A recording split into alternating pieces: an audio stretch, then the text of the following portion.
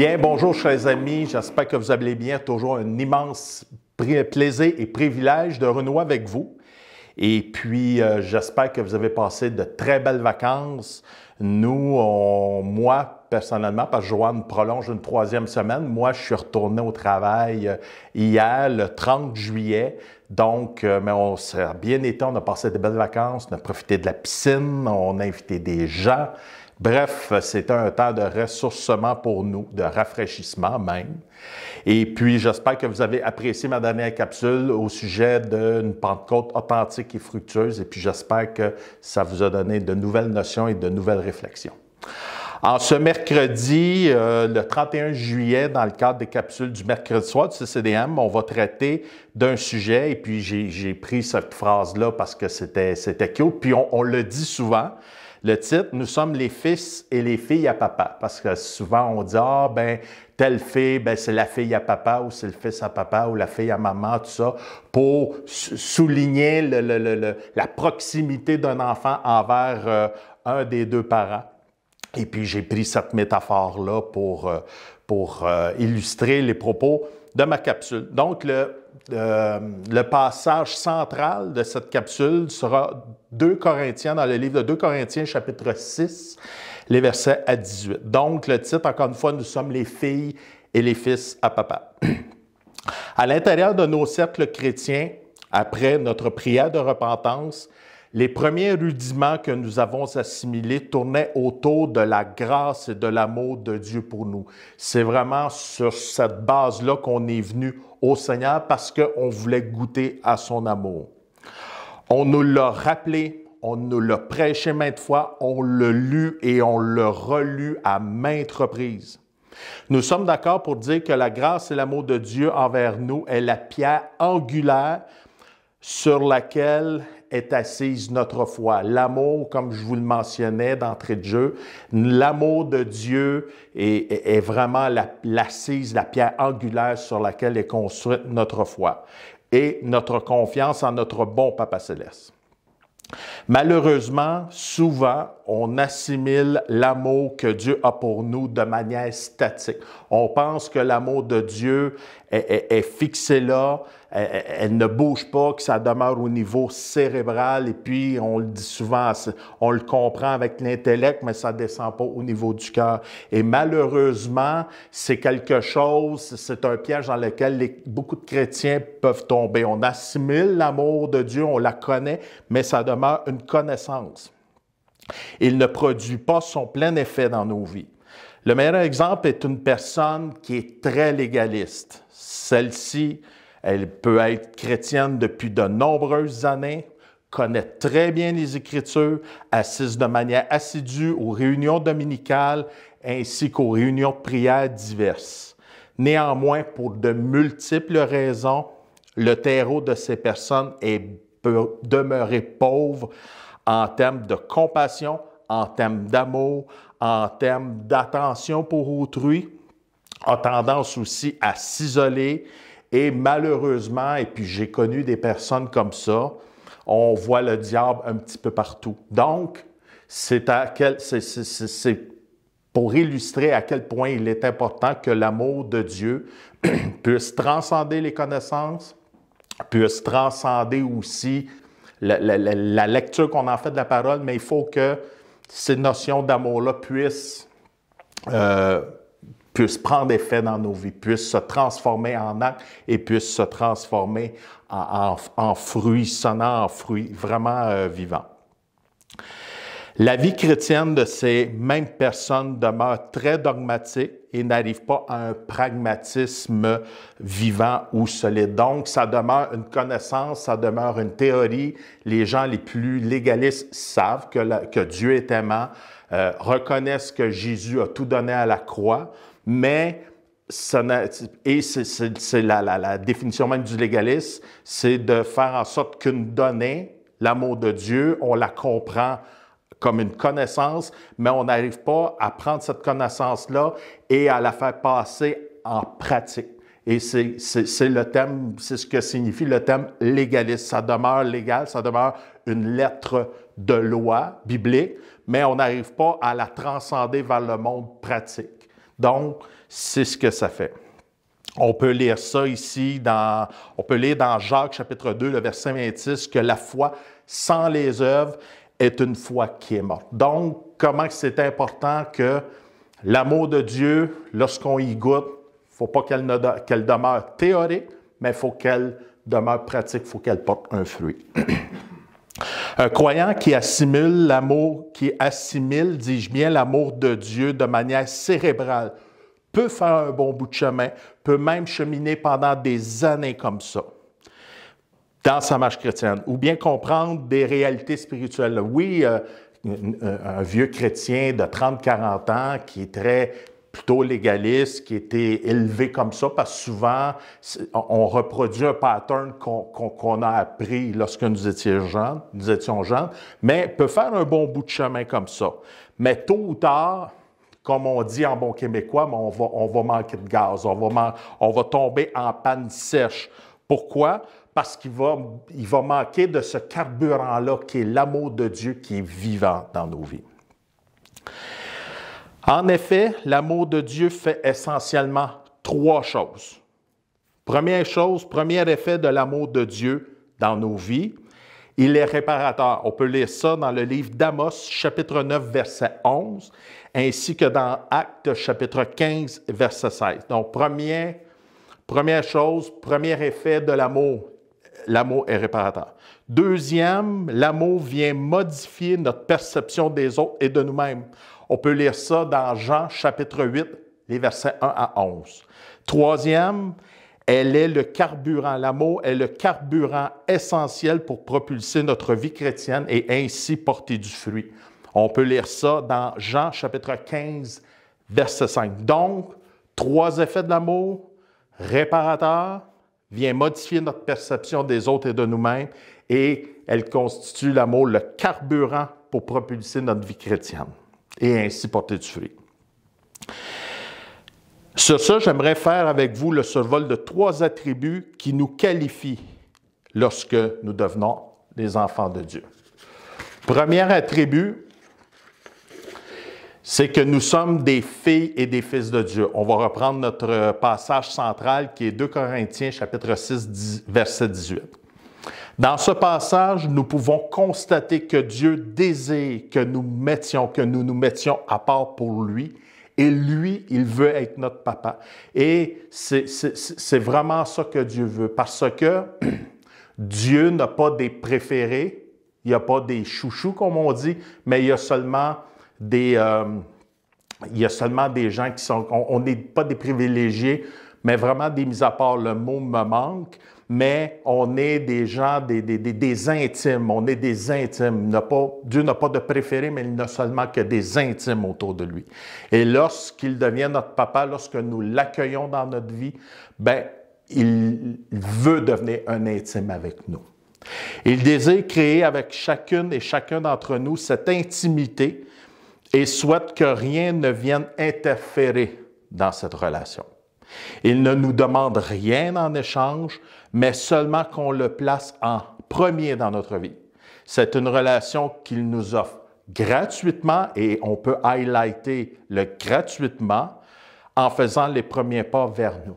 Donc, on constate ici que Dieu, lorsqu'on lui ouvre les portes de notre cœur et qu'on l'accepte, parce qu'on accepte le sacrifice et on reconnaît pleinement le sacrifice de Jésus à la croix pour nous, mais ce que ça fait, c'est que ça ouvre les portes, le voile se déchire, dis-je bien, pour que Dieu puisse construire une relation envers nous. Et Dieu, c'est ce qu'il a de plus précieux. Dieu a tout donné pour construire cette relation envers nous. Donc, premier attribut de l'amour de Dieu, c'est que nous sommes les fils et les filles de Dieu. Deuxième, on est des héritiers ou des héritières de papa. On peut lire ça dans Romains chapitre 8, le verset 17, dis-je bien. En tant qu'enfants de papa, nous avons accès à ces trésors de bénédiction. En tant qu'humains, quand on pense bénédiction, on va penser à la belle maison, on va penser à la belle voiture, on va penser au compte de banque bien garni. Bien sûr, Dieu n'est pas contre ces choses-là, absolument pas. Mais ce qu'il désire en tout premier lieu, avant toutes ces choses-là qu'on vient de nommer, c'est de nous emmener à ce que nous arrimions. Lorsqu'on parle d'arrimage, c'est de mettre au même diapason, d'accord? Que ça puisse s'adonner ensemble, qu'il y ait une adéquation, que ça puisse être adéquat, d'accord? C'est qu'il veut nous emmener à ce que nous arrimions notre mentalité à la sienne, que nous pensions, nous voyons les choses comme lui. Voici donc deux des premiers trésors de l'héritage de Dieu. Donc, on a ici le deuxième attribut de l'amour de Dieu, qui est le fait d'être un héritier ou une héritière. Puis, on a deux héritages, les principaux héritages ici. On a l'esprit d'adoption qui est la première. On peut lire ça dans le livre de Romains, chapitre 8, verset 15. C'est par ce dernier, l'esprit d'adoption, que nous avons la certitude. On est comme scellé, on est convaincu, on le sait, et c'est une réalité qui fait partie de notre vie, qui est une partie prenante de notre vie. Là. Cette réalité nous habite. Là. C'est vraiment un sceau là, de l'esprit d'adoption, comme quoi on est convaincu qu'on appartient à Dieu. C'est par ce dernier que nous avons la certitude que nous sommes filles et fils de Dieu. Ce n'est ni plus ni moins un scan. Et puis, tout le monde sait ce que c'est un scan. Un scan vient, si on prend la technologie d'imagerie médicale, lorsqu'on va passer un scan à l'hôpital, mais le scan vient passer une imagerie où on voit le corps en entier et en profondeur dans les détails. Donc, si on prend cette même métaphore-là, l'esprit d'adoption va venir nous scanner et va venir démontrer ou nous convaincre qu'on appartient à Dieu. On a l'ADN de Dieu comme créature, comme création, mais qu'on appartient à Dieu aussi avec un esprit d'adoption aussi. C'est également par ce dernier que nous ressentons l'amour de Papa et qu'il prend place dans notre vie. Enfin, c'est également par lui que se développe l'aspect relationnel avec notre bon Père céleste. L'esprit d'adoption est à l'origine de la vie spirituelle de chaque croyant. C'est lui qui est la bougie d'allumage de notre vie spirituelle lorsqu'on vient à Christ. Dieu nous prend tels que nous sommes en Jésus-Christ et prédispose nos cœurs à l'action du Saint-Esprit. Donc, en résumé, l'esprit d'adoption nous convainc qu'on appartient à Papa, malgré nos faiblesses, malgré notre passé, malgré tout. Et il développe l'aspect relationnel avec lui et il prépare le terrain pour la deuxième bénédiction, la deuxième héritage, qui est la direction du Saint-Esprit pour nos vies. On peut lire ça dans le livre de Jean, chapitre 14, verset 16. Verset 16. Ensuite, le livre de Jean, toujours, chapitre 16, les versets 7 à 11 et le verset 13 également. Lorsque l'esprit d'adoption est bien en place et bien ancré, bien installé dans notre vie, que la relation avec notre bon Papa est bien vivante, le Saint-Esprit commence à faire une œuvre de direction au sein de notre existence. Il dirige chacun de nos pas, que nous soyons conscients ou non, et il dirige. Et à un moment donné, je parlais avec une sœur, puis qui vivait certaines choses difficiles, puis elle me mentionnait que Dieu, même lorsqu'on n'est pas conscient, qu'on ne s'en rend pas compte, Dieu travaille en nous, et c'est donc vrai. Le Seigneur vient, le Saint-Esprit spécifiquement est à l'œuvre, même lorsqu'on ne s'en rend pas compte. C'est vraiment très, très grand l'action du Saint-Esprit dans notre vie. Il nous dirige selon les plans que Dieu a pour nous. Généralement, nous n'en sommes pas conscients, comme je vous le mentionnais, et il nous dirige dans l'ABC de la vie quotidienne. Généralement, cet aspect-là, on n'est plus conscient parce que souvent, on va demander la direction du Saint-Esprit à notre job. Exemple, je vous donne un exemple. Moi, comme chauffeur d'autobus, ça m'est arrivé de me tromper de chemin. Puis à Montréal, dans les cônes oranges, dans les travaux, puis que tu trafiques comme ça, je dis, Seigneur, comment je pourrais faire pour retrouver ma route? Puis le Saint-Esprit me guide, le Saint-Esprit me parle, puis ça fonctionne. Donc ça, on est beaucoup plus conscient à ce niveau-là. C'est aussi lui qui est le moteur de nos dons spirituels et nous avertit lorsque nous dévions de la trajectoire que Dieu a tracée pour nous. Petite anecdote, à un moment donné, lorsque j'enseignais à l'école du dimanche, il y a quelques années déjà, j'avais fait une petite leçon pour des enfants de 8 à 11 ans sur qui est le Saint-Esprit. Puis dans notre manuel de guide qui nous servait comme de guide ou de paramètre pour enseigner, un guide d'enseignement, bien, on nous mentionnait que le Saint-Esprit était comme un système d'alarme. Et je vous garantis que les jeunes de 8 à 11 ans, lorsque je disais le Saint-Esprit, c'est comme un système d'alarme qui vient sonner. Là, lorsque quelque chose qui n'est pas comme la volonté de Dieu ou qui, des fois, on dévie notre trajectoire, bien, ça vient sonner là, en dedans de nous. Là. Fait que le Saint-Esprit nous avertit. Fait que c'était vraiment une belle image pour illustrer qui était le Saint-Esprit. Puis c'était très efficace aussi comme image. Enfin, c'est lui qui viendra faire un travail au niveau de nos mentalités. Et nos mentalités, c'est ce qui, soit qui nous propulse ou soit qui nous coule. Donc, pour nous propulser vers la perspective que Dieu a de nous, on a besoin d'une transformation de nos mentalités. Et comme je vous mentionnais un petit peu plus tôt dans cette réflexion, on a besoin d'épouser la perspective de Dieu. On a besoin que nos mentalités soient en arrimage avec ses mentalités à lui. Donc, le Saint-Esprit va faire ce travail-là aussi.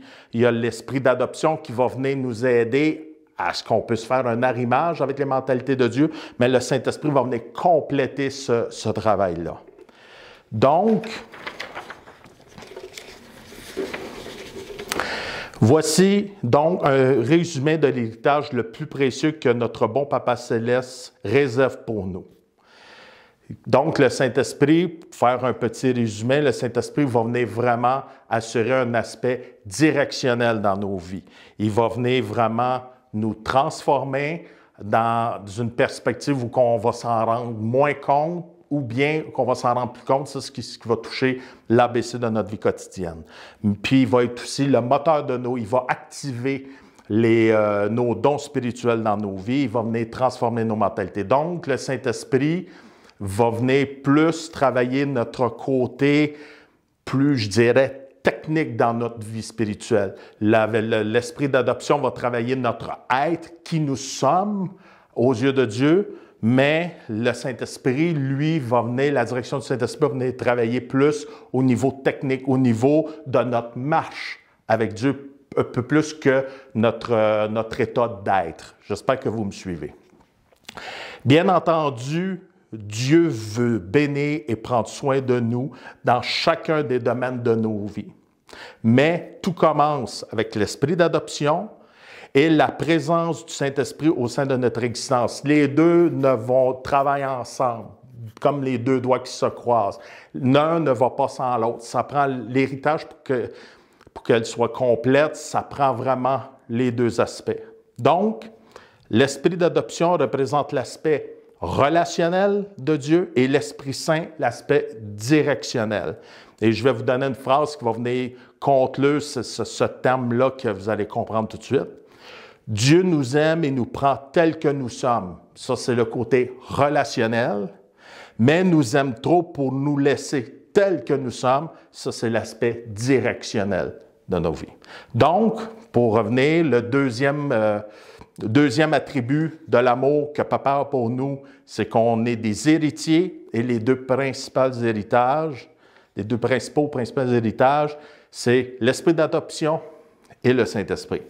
Troisième attribut de l'amour de Dieu, c'est que nous sommes participants à la nature divine de Dieu. On peut retrouver ça dans 2 Pierre, chapitre 1, verset 4. Lorsque le croyant est bien équipé du Saint-Esprit, il peut donc participer aux œuvres que Dieu a préparées d'avance pour lui ou pour elle. Tel que mentionné au point précédent, il est le moteur de nos dons spirituels. C'est donc par lui que nous réalisons de grandes choses. Et sans lui, oui, on peut faire des choses, mais l'impact ne sera jamais aussi grand que lorsque le Saint-Esprit se met de la partie. De plus, de gloire en gloire, étape par étape, et ça, on peut highlighter ça en jaune.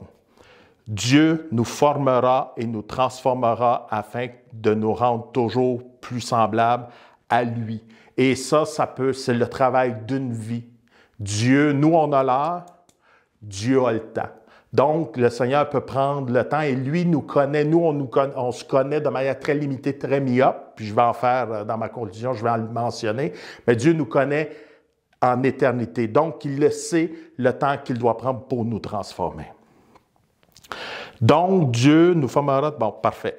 Tranquillement, des changements prendront place dans notre vie. Ça peut se manifester par le dédain du péché, le changement au niveau de notre caractère, la croissance au niveau de nos capacités, de nos dons et nos capacités, hausse du niveau de compassion. Et ça, ces 4 éléments-là, ça constitue le cœur de l'héritage que Dieu veut nous laisser, ces changements-là, ces transformations-là dans notre vie. Afin, lorsque nous tombons, Papa a et aura toujours pour nous une réserve illimitée de miséricorde pour nous pardonner et pour nous relever. Et je ne peux pas m'empêcher de penser à un jeune enfant qui apprend à marcher, qui a quelques mois, puis qu'on lui fait faire ses premiers pas en lui tenant les bras, puis que maintenant on laisse marcher tout seul, de manière, boum, le parent le reprend, il continue à l'aider à marcher, boum, il retombe, le parent le relève. Donc, on peut appliquer cette image-là très, très bien à nous-mêmes lorsqu'on est dans notre marche avec Dieu. Il désire plus que tout que nous croissions en tout point, et on peut retrouver ça dans Éphésiens chapitre 4, verset 15, où que l'apôtre Paul en fait abondamment mention. Donc, pour résumer ce 3e point, Dieu nous transforme, il nous prend tel que nous sommes, il nous transforme, il peut accroître nos capacités, changer notre caractère, nous rendre plus compatissants, il peut d'haïr aussi le péché, et tout ça pour mieux participer à ce qu'il y a de préparé pour nous. Ça, c'est le troisième point pour l'amour de Dieu. En conclusion à cette réflexion, rappelons-nous que cette relation que Dieu a tant désirée et désire toujours tant avoir avec nous est possible grâce au sang et à la résurrection de Jésus. Notre bon Papa a payé le gros prix pour cela, sans rien vouloir en retour, à part l'entièreté de notre cœur. Il est de première importance que nous entretenions précieusement cette relation dans la prière, dans la méditation de la parole, dans la louange. C'est aussi l'une des choses que l'ennemi de nos âmes viendra attaquer, car cette relation est le cœur de notre vie chrétienne. Donc, c'est important, c'est comme un beau jardin, il faut l'entretenir par toutes sortes de moyens. Donc, notre relation avec Dieu, il faut l'entretenir. Il faut aussi faire des pas de foi et marcher, apprendre à marcher. C'est là que Dieu va. Il ne faut pas demeurer passif dans notre vie chrétienne. Mais rassurez-vous, le diable ne peut en aucune façon, il va s'essayer, mais il ne peut pas en aucune façon arriver à imiter l'amour ou à faire une contrefaçon de l'amour ou bien nous raver de la main de notre Papa. Enfin, plus proches serons-nous de Dieu, plus de fruits nous porterons, plus efficace sera notre ministère et plus transformés serons-nous. Donc, rappelons-nous que notre bon Papa, ce qu'il veut, ce n'est pas tant les œuvres que nous allons faire, ce n'est pas tant le nombre d'heures que nous allons lire ou prier, mais c'est ce que notre lecture ou notre méditation va produire, c'est comment proche qu'on va être de notre Papa Céleste et de quelle manière serons-nous transformés. Donc, sur ce, j'espère que vous avez été bénis, richement bénis, que ça va vous apporter une nouvelle perspective sur votre relation avec Dieu. Et je vous invite à demeurer des nôtres pour un magnifique chant qui va venir clôturer de belle façon, qui va venir apporter un saut sur ce qu'est l'amour de Dieu et puis qu'on est des filles et des fils à papa. Donc, soyez bénis et puis à très bientôt. Bye.